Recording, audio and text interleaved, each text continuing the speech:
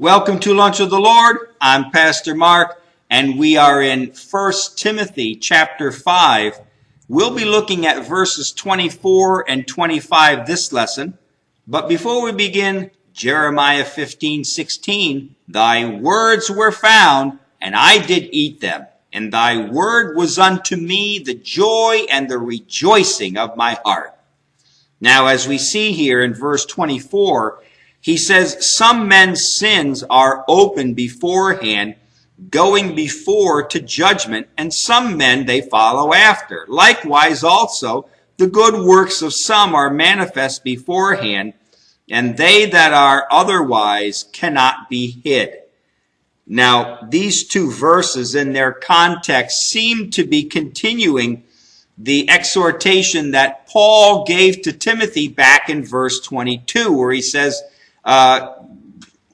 neither be a partaker of other men's sins, keep yourself pure. So Paul here in verses 24 and 25 seems to be continuing the same thought about staying pure.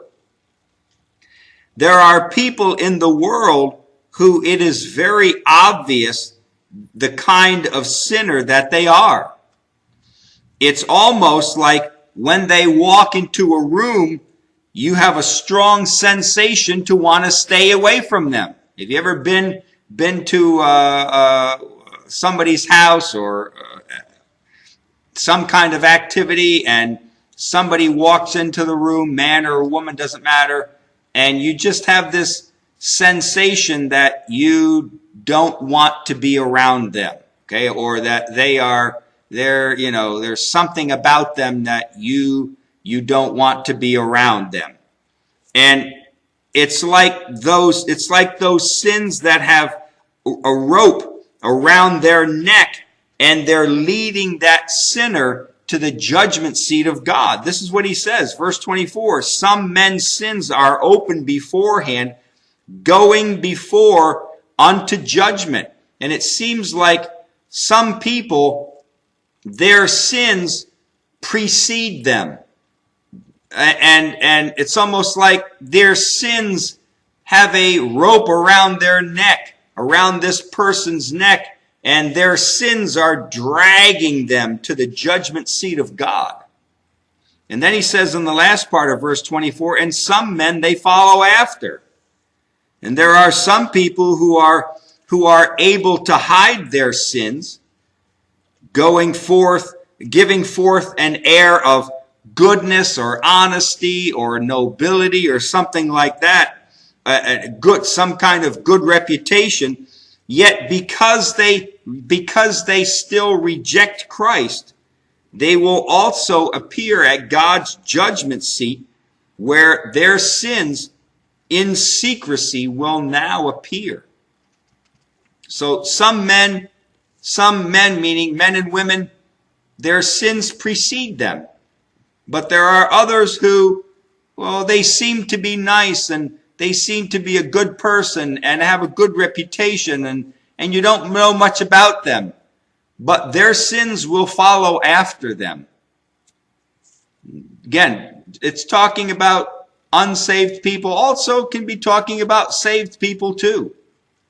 Verse 25, the opposite is also seen in verse 25. Some will be led to the judgment seat by their good works, and others will have their good works appear after they arrive. But the underlying thought of these two verses is that God sees all that people do, and that God is the ultimate judge. God will pay the sinner for their rejection of salvation, and God will reward the Christian. We must learn to be content with God's handling of all people. Just make sure you keep yourself pure. And this is what he's talking about here. Some men's sins are open beforehand. You know this person, they're whatever, an alcoholic or a drug addict. You can You can see that ahead of time. But there are other people in this world who you can't really tell. They go to work, they go to the store, they go to school. You can't really tell what they're like. They dress okay, and you don't get a good feel for them. But some men's sins go before them, and some follow after. And it's the same with good deeds. Some people's good deeds go before them, and some follow after. You can't tell if how good of a person they are.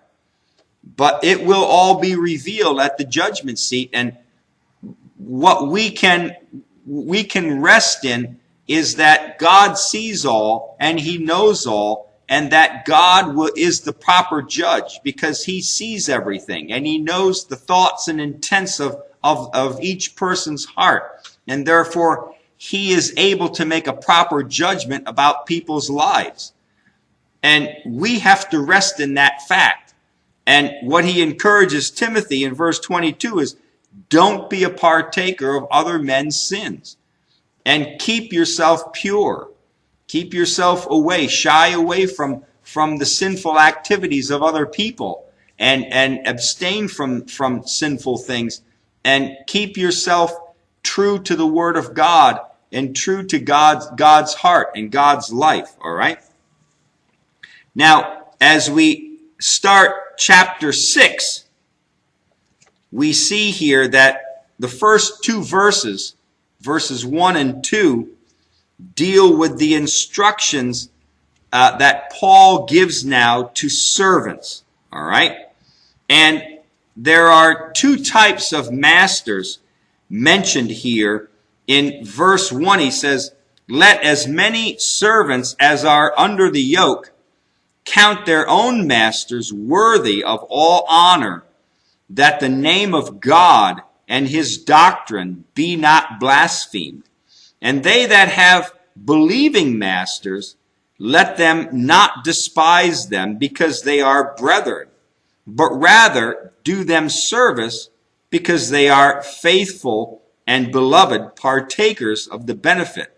These things teach and exhort. So, in verse 1 and the first part of verse 2, Paul here is instructing Timothy concerning servants, and he's telling him about the servants. And so there are two types of masters. There's the believing master and also the unbelieving master. And Paul does not address the question of whether slavery was right or wrong. Nowhere in the Bible do you see any of the writers talking about whether slavery was right or wrong.